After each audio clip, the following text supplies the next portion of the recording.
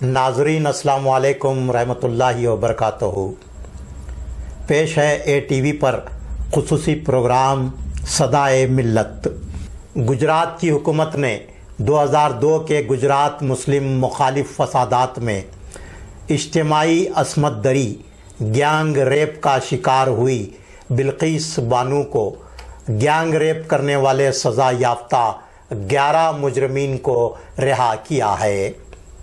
आज़ादी के अमृत महाउत्सव के मौके पर गैंग रेप के मुजरमीन को रिहा करने का फ़ैसला इंतहाई अफसोसनाक ही नहीं बदबख्ताना भी कहा जाना चाहिए।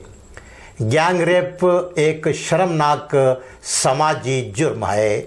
बीजेपी के भीषम पितामह अजीम कायद कहलाने वाले लाल कृष्ण आडवाणी ने लोकसभा में रेप के मुजरमीन को सख्त से सख्त सज़ा देने का मुतालबा किया था। उन्होंने समाज को असमत दरी के मुजरिमों रेपिस्टों से पाक बनाने के लिए इस्लामी कानून की तायीद करते हुए रेप के मुजरिमीन को संगसार करने या फांसी की सज़ा देने पर जोर दिया था।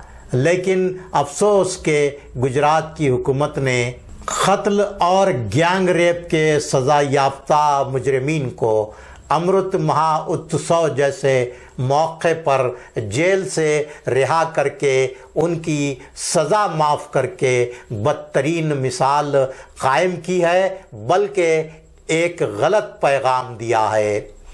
आज़ादी के अमृत महाउत्सव के मौके पर लाल किले की फसील से कौम से खिताब करते हुए वज़ीर आज़म नरेंद्र मोदी ने ख़वातीन के तई समाज में एहतराम की तरगीब देते हुए और हिंदुस्तानी समाज में ख़वातीन के ख़िलाफ़ तशद्दुद की ज़हनियत पर अपनी गहरी तशवीश का इजहार किया था। लेकिन अफसोस के उनकी अपनी रियासत गुजरात में उनकी अपनी पार्टी बीजेपी की हुकूमत ने गैंग रेप के सज़ा याफ्ता मुजरमीन को रिहा करके भारत की आज़ादी के अमृत महाउत्सव का तोहफा दिया है। गैंग रेप के मुजरमीन को रिहा करने के फैसले को औरतों के हवाले से वज़ीर आज़म नरेंद्र मोदी के कौल व फ़ेल में शर्मनाक तज़ाद करार दिया जा रहा है। बीजेपी राम राज्य की पुरजोर वकालत करती है। क्या राम राज्य में गैंग रेप के सज़ा याफ्ता मुजरमीन को रिहा किया जा सकता है, माफ़ किया जा सकता है? ये बड़ा सवाल है जिस पर खुली बहस होनी चाहिए।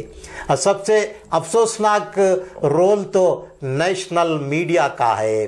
गैंग रेप के मुजरमीन को रिहा करने पर न्यूज़ चैनलों पर कोई डिबेट नहीं हो रहा है। अफसोस की बात तो यह है कि बुलडोज़र पर चढ़कर ग्राउंड रिपोर्ट पेश करने वाली न्यूज़ चैनलों की खातून एंकर्स भी इस शर्मनाक अफसोसनाक अमल पर खामोश हैं।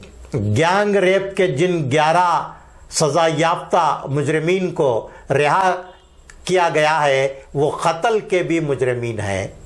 उनका जो जुर्म है वो इंतहाई घिनौना और इंसानियत के लिए शर्म का बाइस है। पड़ोसी होकर इन मुजरमीन ने पड़ोसी खातून का गैंग रेप किया और एक ऐसी खातून का गैंग रेप किया जो 5 माह की हामिला थी। बेहयाई, बेशर्मी और जुल्म की इससे बढ़कर क्या इंतहा हो सकती है। महज मुस्लिम दुश्मनी में भयानक जराइम के मुर्तकिब मुजरमीन को आज़ादी दी गई। क्या किसी दूसरे मज़हब के मानने वालों से इतनी शदीद नफ़रत भी हो सकती है कि वही शाना रेप और कत्ल के मुजरमीन की सज़ा को माफ़ किया जाए? आइए नाजरीन, हम आपको बताते हैं कि बिल्किस बानो का गैंग रेप करने वाले 11 मुजरमीन को सज़ा किस तरह हुई थी। ये गैंग रेप के مجرم ہی نہیں ہیں، انہوں نے ماں کے پیٹ سے بچہ نکال کر اسے نیزے پر اچھال کر قتل کیا تھا۔ بلقیس بانو کے ساتھ جو شرمناک دردناک واقعہ پیش آیا تھا اس سے انسانیت کا سر شرم سے جھک گیا تھا۔ بلقیس بانو کے خاندان کے 7 افراد کو بھی ان لوگوں نے قتل کر دیا تھا۔ مجرمین کو سزا دلانے اور انصاف کے لیے ایک طویل لڑائی لڑی گئی تھی۔ سپریم کورٹ نے اس شرمناک انسانیت سوز واقعے کی CBI انکوائری کا حکم دیا تھا۔ تمام 11 ملزمین کو 2004 میں گرفتار کیا گیا تھا۔ بلقیس بانو کو قتل کی دھمکیاں ملنے کے بعد اس کیس کو گجرات سے ممبئی منتقل کیا گیا۔ CBI کی خصوصی عدالت نے 11 ملزمین کو مجرم قرار دیتے ہوئے گینگ ریپ اور قتل کے الزامات کے تحت 2008 میں عمر قید کی سزا سنائی تھی۔ 2017 میں ممبئی ہائی کورٹ نے بھی اپنے فیصلے میں اس سزا کو برقرار رکھا تھا۔ اس فیصلے پر بلقیس بانو نے کہا تھا کہ مجھے بدلہ نہیں، انصاف چاہیے تھا۔ عدالت سے انہیں انصاف ملا اور ملک کے نظام عدالت پر ان کا یقین پختہ ہوا ہے۔ لیکن افسوس کہ اس قدر گھناؤنے جرم کا ارتکاب کرنے والے سارے کے سارے مجرموں کو معافی دے دیا جانا شرمناک ہی نہیں، انصاف کا خون کرنا ہے۔ سپریم کورٹ کا واضح حکم ہے کہ عمر قید کی سزا کا مطلب آخری سانس تک سزا ہوتی ہے، جبکہ ان مجرمین نے صرف 15 سال کی سزا کاٹی ہے۔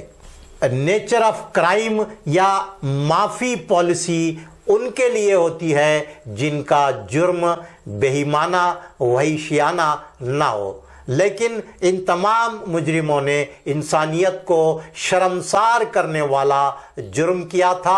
اس کے باوجود انہیں معافی دے دی گئی۔ بلقیس بانو آج کہاں ہے، کس حالت میں ہے، کوئی جاننے کے لیے تیار نہیں ہے۔ گجرات حکومت نے سپریم کورٹ کی ہدایت پر بلقیس بانو کے خاندان کو 50 لاکھ روپیوں کا معاوضہ دیا تھا، لیکن سپریم کورٹ کی ہدایت کے مطابق بلقیس بانو کے شوہر اور خاندان والوں کے لیے آج تک نہ سرکاری ملازمتیں دی گئیں اور نہ ہی مکان کا انتظام کیا گیا۔